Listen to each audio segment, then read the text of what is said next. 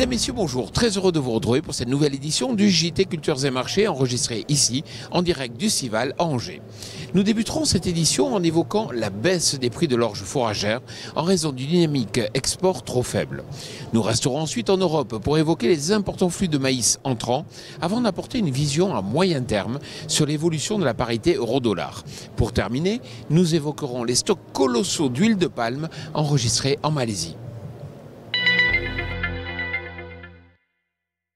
Si les fondamentaux du marché de l'orge au niveau mondial restent globalement tendus avec des stocks au plus bas depuis près de 35 ans, les prix physiques ont désormais tendance à baisser. Pourquoi? Tout simplement parce que l'activité export tourne en ce moment en ralenti. Pour preuve, la Chine, qui est généralement grosse consommatrice d'orge, n'a importé que 400 000 tonnes sur les 2 premiers mois de la campagne. L'objectif final de l'USDA, fixé à 9,2 millions de tonnes, semble donc bien mal engagé. L'Arabie Saoudite n'est pas en reste et tarde également à revenir sur le devant de la scène. Il n'en fallait pas plus pour que les prix physiques reprennent le chemin de la baisse. Ce n'est plus une surprise, les productions françaises et européennes de maïs ont été décevantes en quantité cette année.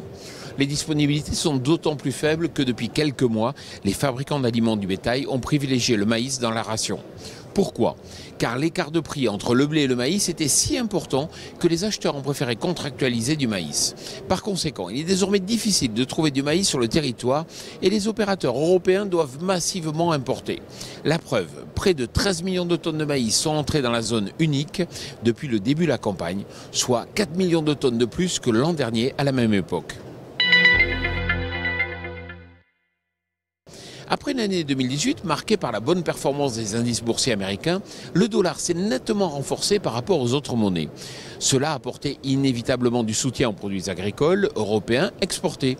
Mais voilà, le consensus des différents analystes a changé pour 2019. La majorité d'entre eux tablent en effet sur une hausse de la parité euro-dollar pour l'année à venir. Proche de 1,15, celle-ci reste à ce jour globalement stable puisque les incertitudes politiques sont fortes. Entre le Brexit, la crise politique en France et le shutdown américain, difficile d'y voir clair.